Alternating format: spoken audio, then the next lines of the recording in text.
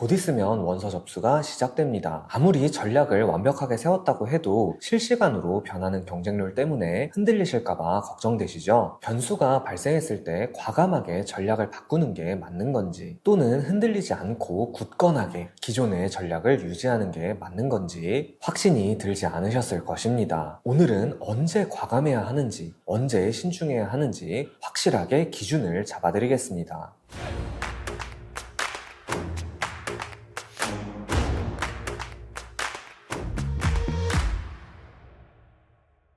첫 번째로 알려드릴 내용은 경쟁률이 아니라 경쟁률의 비율, 즉 포화도를 확인하라는 것입니다. 예를 들어서 설명하는 게 훨씬 빠를 것 같아서 예시를 통해서 설명해 드리도록 하겠습니다. A라는 모집 단위의 경쟁률은 2대 1이고 B라는 모집 단위의 경쟁률은 3대 1입니다. 언뜻 보면 B 모집 단위에 사람들이 더 많이 몰려있는 것 같다고 생각이 드시죠? 그러나 그렇지 않습니다. 경쟁률이 아니라 경쟁률의 비율을 확인해야 합니다. 만약 A 모집 단위의 최근 3개년 경쟁률이 5대1 정도였다면 지금 경쟁률이 2대1이니까 평년에 40% 정도만 차이는 상황이라고 볼 수 있습니다. 반대로 B 모집 단위의 최근 3개년 경쟁률이 10대1 정도였다면 지금 경쟁률이 3대1이니까 평년에 30% 정도 비율만 차있다고 볼 수 있는 것입니다. 따라서 실제 상황은 B 모집 단위가 훨씬 좋은 건데 입시를 잘 모르는 학생들과 학부모님 눈에는 A 모집 단위의 상황이 더 지원하기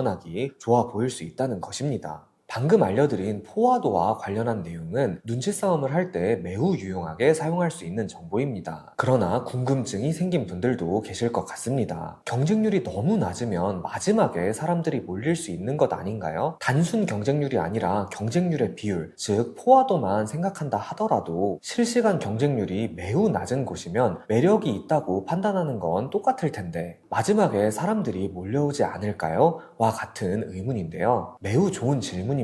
하지만 걱정하실 필요는 없습니다.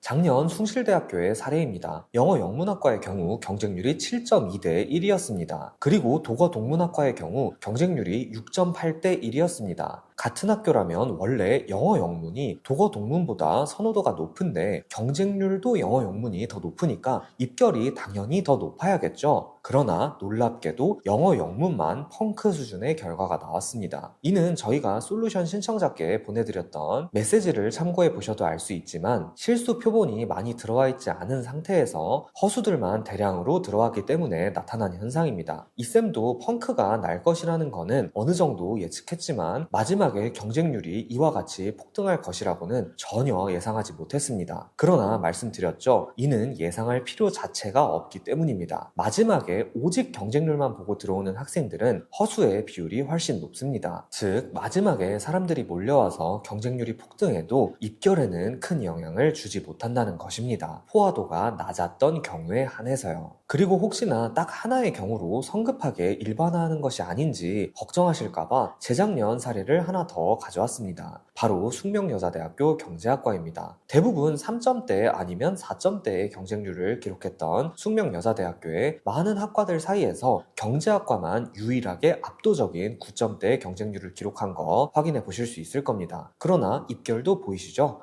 펑크 수준이었습니다. 숭실대학교의 사례와 완전히 같은 경우입니다. 생각보다 실수 표본이 많이 진입하지 않아 포화도가 낮은 상태에서 낮은 경쟁률만 보고 뛰어든 수많은 허수들로 인해 경쟁률은 매우 높아졌는데 입결은 전혀 경쟁률에 비례하지 않는 모습입니다.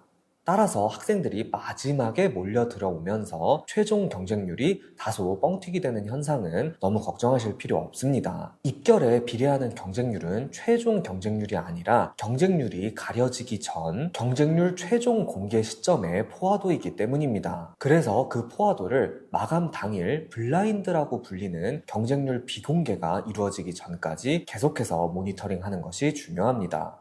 그래서 마지막으로 여러분께 눈치싸움 행동 강령을 알려드리면서 마무리하도록 하겠습니다. 일단 눈치싸움을 잘하려면 어느 정도의 노가다는 필요합니다. 대학 어디가에 들어가시면 작년, 재작년을 포함해서 무려 2018학년도까지의 지난 입결을 확인해 보실 수 있습니다. 이 중 여러분들이 조금이라도 관심 있는 대학, 학과는 전부 다 최근 3개년 경쟁률을 조사해 두시길 바랍니다. 학과가 전혀 상관없는 분들은 관심 있는 대학의 모든 학과를 전부 다 다 확인해 두시면 됩니다. 그러고 나서 마감 당일에 경쟁률 비공개가 시작되기 직전 실시간 경쟁률을 확인해서 대학별, 학과별 포화도를 체크하시면 되는 겁니다. 만약 기존에 생각하고 있었던 1순위 학과가 있다면 포화도가 75%가 넘었을 때 과감해지시면 됩니다. 2순위 플랜 B를 가동하셔야 하는 상황입니다. 또한 내가 1지망으로 생각하고 있던 학과보다 포화도가 2배 이상 낮은 곳이 발견된다면 역시 과감해지셔도 됩니다. 단 이때는 1지망 학과의 포화도가 70%를 넘지 않는다면 1지망이 위험한 상황은 아니므로 그곳이 더 가고 싶은 학교라면 변경이 필수는 아닙니다. 이 두 가지 경우를 제외하고는 신중해지는 게 좋습니다. 시험을 볼 때 마지막에 선택을 바꾸면 틀리는 것처럼 충동적인 선택으로 인해 후회가 남을 확률이 높습니다. 다만 애초에 1지망이 없는 상황이라서 여러 곳 중 눈치 싸움을 하는 상황이라면 무조건 포화도가 가장 낮은 곳을 1순위로 생각하시면 됩니다. 말씀드렸듯 너무 포화도가 낮아서 나중에 경쟁률이 폭등하게 되는 경우가 있을 수는 있는데 이를 너무 걱정할 필요는 없습니다. 물론 포화도가 낮은데 경쟁률 자체는 그렇게 낮지 않아서 다른 사람 눈에 티조차 나지 않을 정도라면 0순위로 고려할 수는 있겠죠. 그러나 너무 이걸 찾는데 집착하다 보면 정작 더 중요한 부분을 놓칠 수 있습니다. 1순위는 포화도다 라는 것을 기억해 주시길 바랍니다.